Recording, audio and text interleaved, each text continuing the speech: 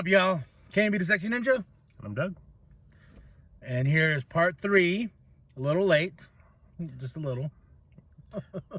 It's going to throw things off a bit for our later runs. Well, not really. So we have 16 episodes. Yeah. We get this one in 4. And we got 3. I guess.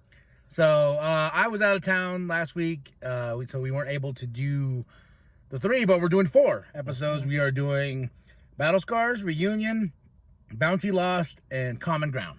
Yep. Thoughts? I liked Battle Scars because it was something that was being really heavily led up to, and with Rex coming back, and I will say there were a few anticlimactic things about that episode. One, Rex being the one the entire time in that cloak. Oh, like, yeah. You really made it seem like you, to me, you made it seem like it was going to be a Jedi. Oh. And now it's just Rex wearing a cloak, and you're like, okay. Yeah, when they're like the shadowy figure, I was like, what Jedi is this? You know, who's coming out of the woodwork? And I was like, oh, just one-armed Mace Windu. Oh no, it's that would have been a cool reveal, but it didn't happen. Also big anticlimactic with Wrecker. Yeah, it was he had the good soldiers follow orders and like you're treason and stuff like that. Then got knocked out and bada bing, bada boom. Eventually just gets stunned. And all of them get their chips out. And then it was just like, oh, so that's not. Well, and then see, here's the other thing that like it was starting to lead into. I was like, so they're still on the ship, and Crosshair shows up. Maybe they're gonna subdue Crosshair and take out his chip. Nope. They just he got massively disfigured. He got Anakin. Yeah, hard.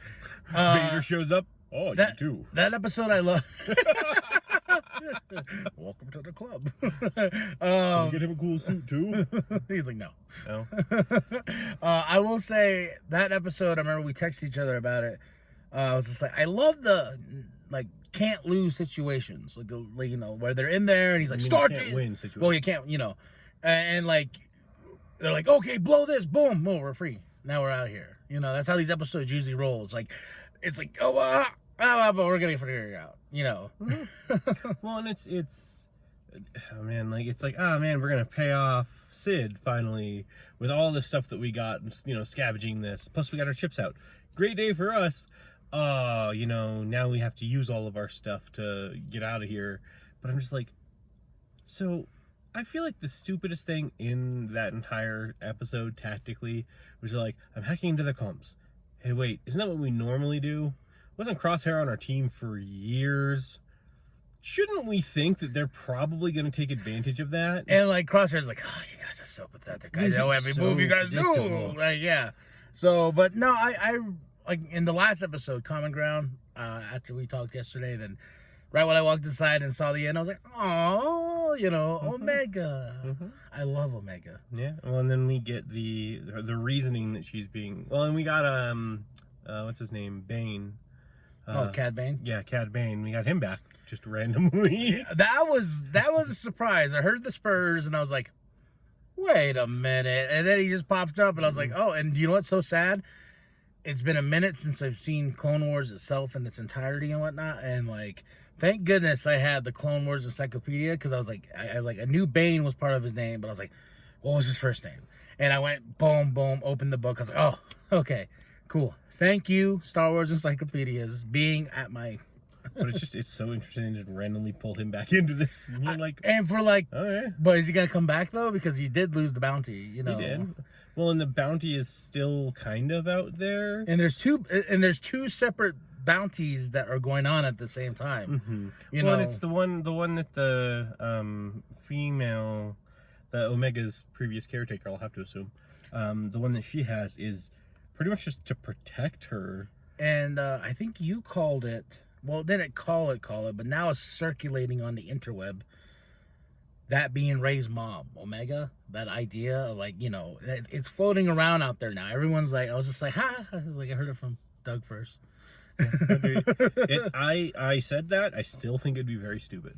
But it is what it is. Well, you know, someone was talking about Star Wars itself. You know, how the original trilogy, it's a little complicated, but yet simple upon itself. You know, it's like there's holes in the story And sometimes we have to use our imagination to fill those holes in the story. And they were talking about how Disney is so about like, oh, well, we gotta like everything and every, you know, we gotta take this box and keep it as tight as we can because, you know, when they're talking, because they're talking about the sequel trilogy, you didn't need to make Rey anything. You could have just had Rey just be this new character who went on this journey, learned about the Force. Hint, hint, Luke. You know, going.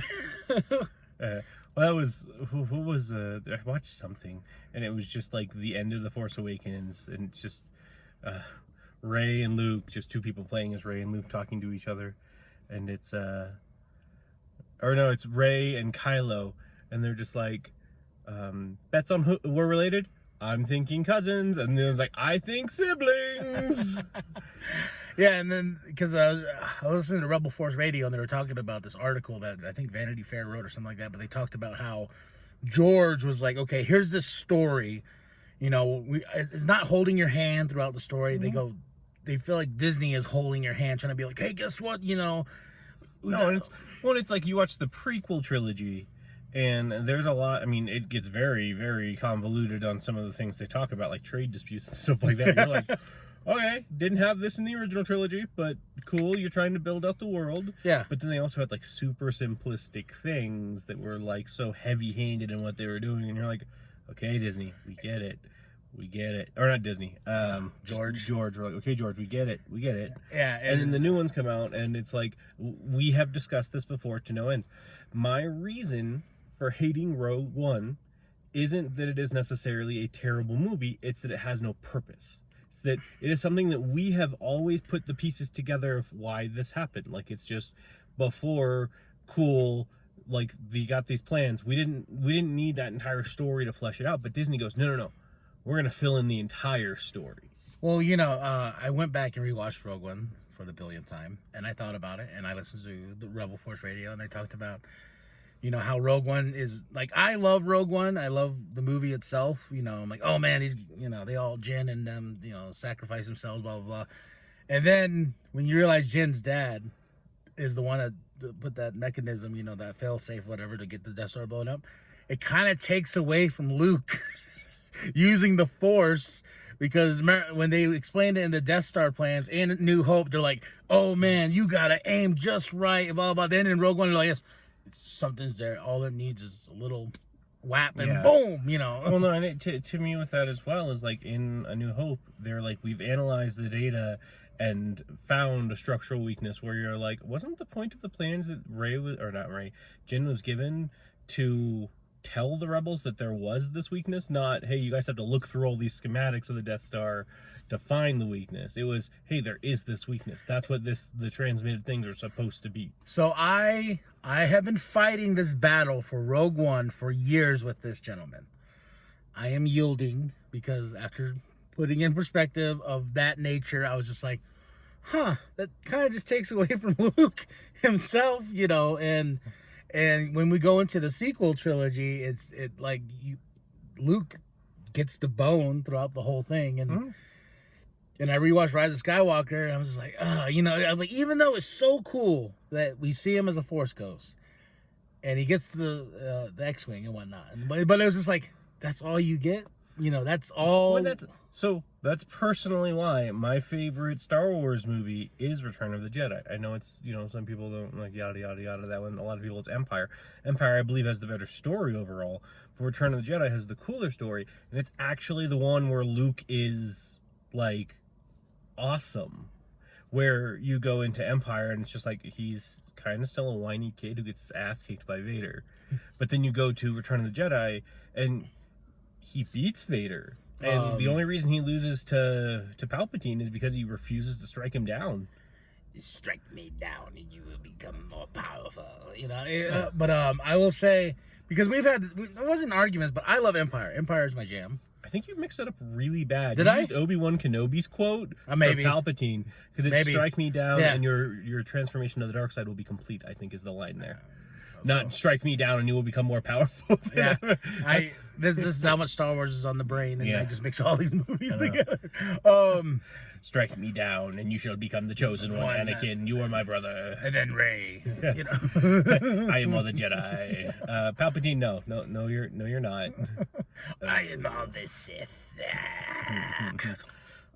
And it's not difficult being one person. But yeah, that's something I thought of, and how Disney, like, Mandalorian, like, that's just because Favreau and Dave Filoni, they have a plan with these stories, and that's why I like the Bad Batch, because there's a plan for it. Even though there's some things that are anticlimactic, like the whole, oh my gosh, remember we were talking about in the starting in part 1 of this, we're like, man, the chips in their head, is this how they're all just gonna go down? Now it's gone.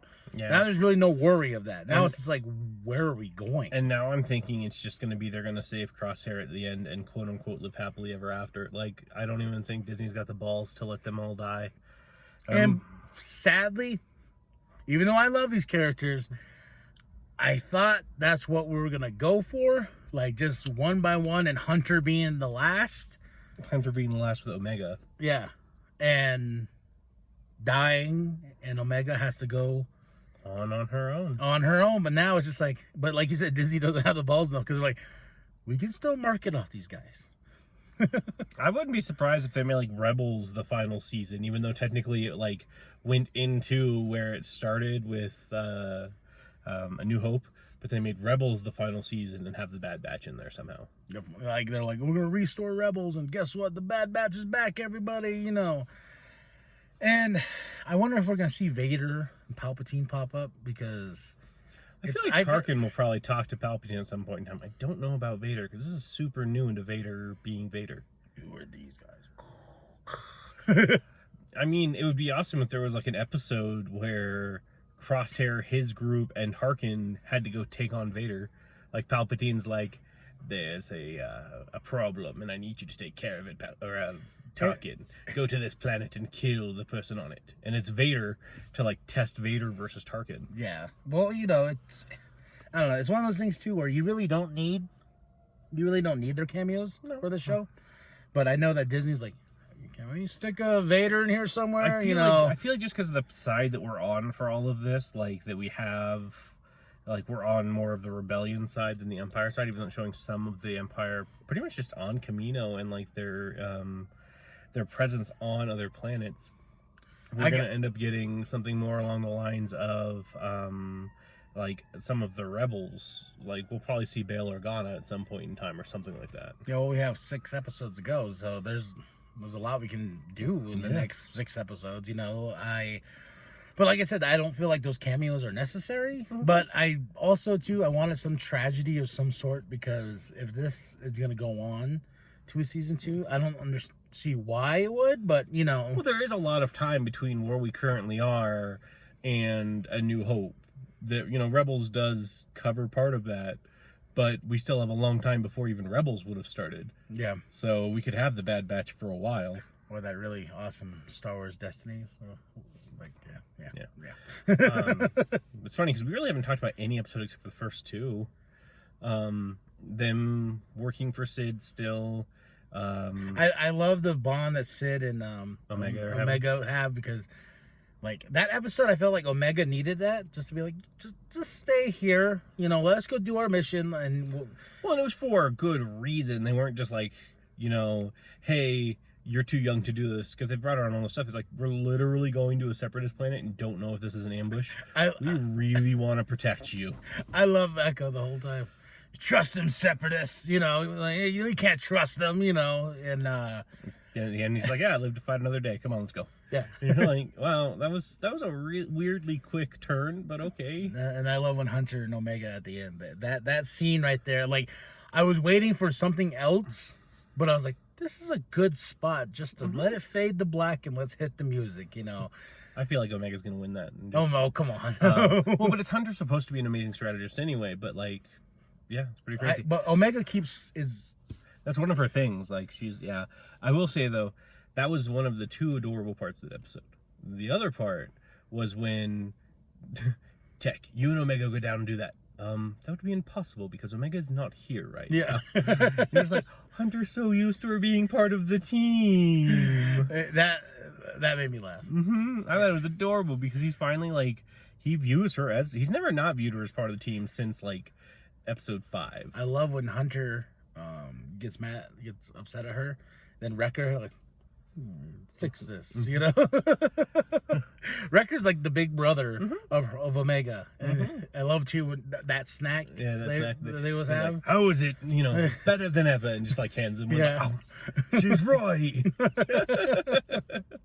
I will say though, I'm making a prediction now. We will lose a little bit of the Bad Batch. Yeah, I feel like honestly, it's probably going to be Wrecker. I feel Wrecker's one, and then maybe Tech. But I feel like it might be Tech. I wouldn't be surprised if it ended up with just Echo and Hunter and Omega, with losing Crosshair, Tech, and unless Crosshair like finally breaks free of the chip, you know, then he like realizes he tries to sacrifice himself in that last second to let them get away, you know, being like, hey, I messed up, this thing messed me up, go. Well, and Omega, even like the second when Omega met him again, she's like, you know, it's not your fault, it's the chip's fault, and he just doesn't care at this point in time. He's like, you burned me, I got burned. Yeah, no. Literally. When they're chasing after Cad had already taken Omega and he's chasing after them, and he's just on revenge now. The best part is take the chip out. I'm still gonna kill you guys. Well, what did we do? You lit my face on fire. Technically, you did because you said start the engine. So you're the one that lit the engines. We had nothing to do with it. Yes, Tech is the one that made the engines work again. But you're the one that turned it on. I do love the guy who's just like, turn it off, turn it off, turn it off, turn it off. Huh? Oh. He just gets back later. Hey guys, oh my God, Crosshair, what happened to you? Is this something I did? Guys, I think I need to go on a vacation. Wait, there's a dot on your. It just turns into like a dummy of Crosshair. It's not the real. It's like, oh, just take it out, everyone. It comes back to Target. Target's like, "Where's your squad? I need a new one." Yeah, they didn't follow orders. They didn't follow orders. So, yeah, and then you need to quit killing them. Yeah. No, and then the droid, when they went to the planet, that was the one that was in charge of their mission. Oh yeah. She's just like, I don't know anything about combat tactics. That's why you're perfect. Throws her out there. Hey, you're not supposed to be here. And I liked it. I was just like, I'm getting used to this. But yeah, I did enjoy these 4 episodes. I'm excited to see where we're gonna go with 6 episodes left. I don't know. There's just certain moments in that show that I'm just like, I'm just happy. You know, I'm just like, and man, 6 episodes. I mean, if they are gonna make a second season, if they are gonna make a second season, I don't know if they could really lose anyone except for Crosshair. Because each of them, everyone else has a purpose. I feel like Crosshair should be the sacrifice. Yeah. Like, he should, like, have that redemption because he is part of the Bad Batch in many ways. And what's nice is in the encyclopedia that I got the updated one for Clone Wars, and it has the Bad Batch in it. And nice. Like, other new characters, especially the sisters. Yeah. Does it seem weird that the Hunter's abilities aren't often used as they were in the Clone War stuff?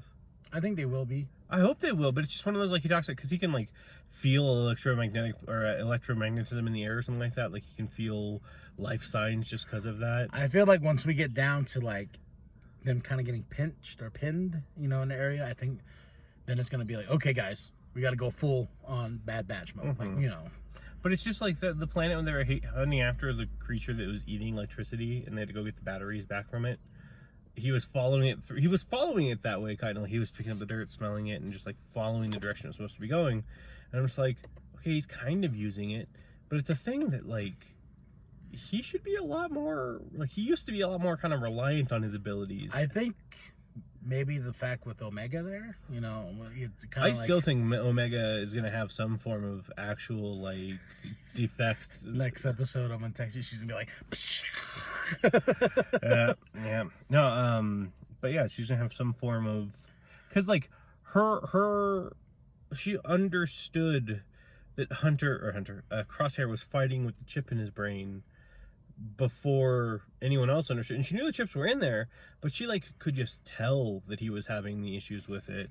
And she's an amazing strategist. And so I'm just like, so is this just a genetic Jango Fett thing? Well, they do mention Jango. Well, we find out what's special about her and like for why she's being hunted by what's their name? She's she's not even a Gen 1 clone. She's a straight clone. She's not, changed whatsoever. She's just going to age naturally, like unlike any of the other clones. And yeah, so it's just one of those. And on, with that too, I'm kind of worried we're going to see the slaughter of the clones at some point, because Tarkin's going to be like, hey, we're getting soldiers that we can train and whatnot, but these clones, we don't need them no more. Yeah. Well, and it has to be one of the orders. That has to be one of the orders for them to just turn on each other, like for the clones to kill themselves. Oh my gosh. Like, you're just like, that 66 order's messed up. Like, no, it might be Order 67. It's Order 666. You're like, oh my god. No, but just they're randomly combusting in the fire. No, I was more saying like it turns them against each other. I know what you mean. It just has them start killing each other, and like, I mean, not that the Caminos want that, but what are they gonna do? So you tell us what you think of these last 4 episodes. Rating so far? For the last 4 episodes, I'll give it like an 8. I'm about there too. Pretty good. About there too. And we had some really cute moments. We had some really heartbreaking moments. We had some really funny moments, and they're still leading into something that I'm intrigued to see. So let us know what you think. Let us know what your rating is in the comments below. We're on this journey together. We're almost there.